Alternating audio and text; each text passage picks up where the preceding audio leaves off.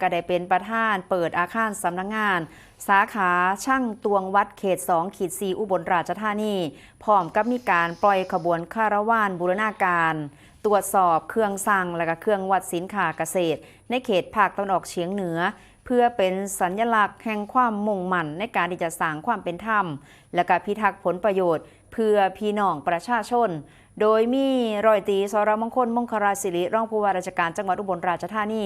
พร้อมด้วยคณะผู้บริหารเข้าร่วมในพิธีอยู่ที่สำนักงานสาขาสั่งตวงวัดเขต2-4อุบลราชธานีตำบลไรหน่อยอำเภอเมืองจังหวัดอุบลราชธานี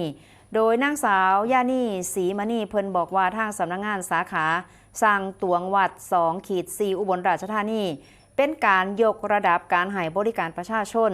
ได้ให้ความสะดวกรวดเร็วและก็เป็นมาตรฐานสากลในการกำกับดูแลเครื่องสั่งตวงพื้นที่อุบลราชธานีและก็อำนาจเจริญเพื่อสร้างความมั่นใจว่าทุกการซื้อขายตั้งอยู่บนพื้นฐานของความเที่ยงตรง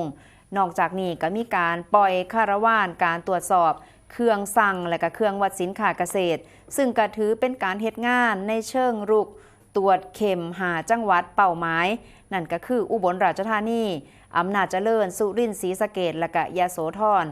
มุ่งเน้นเรื่องของการตรวจสอบแหล่งรับสื่อสำคัญอย่างเช่นโรงสีล้านมั่นและก็ทาเข่าเพื่อสร้างหลักประกันให้เกษตรกรได้รู้ว่าจะบ่ถูกโกงนำหนักและก็ผู้ประกอบการได้รับสื่อสินค้าที่มีคุณภาพอันเป็นการสร้างประโยชน์สูงสุดให้กับประชาชนและก็สร้างเสถียรภาพให้กับเศรษฐกิจฐานรากนำนั่นเองค่ะซึ่งก็มีเสียงสัมภาษณ์ของรองอธิบดีกรมการค้าภายในไปฟังเสียงเพิ่นค่ะ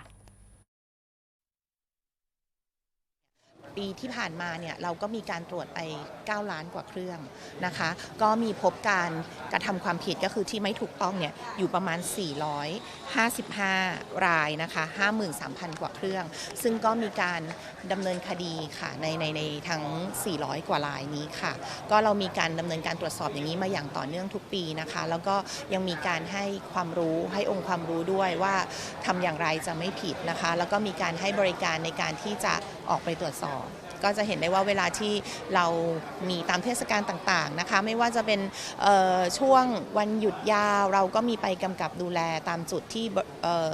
ผู้บริโภคจะได้ใช้บริการหรือแม้แต่ตามตลาดสดก็ที่จะเห็นเรามีอาสาช่างตรงวัดในตลาดสดอยู่ด้วยที่จะช่วยดูแลตรงนี้ค่ะ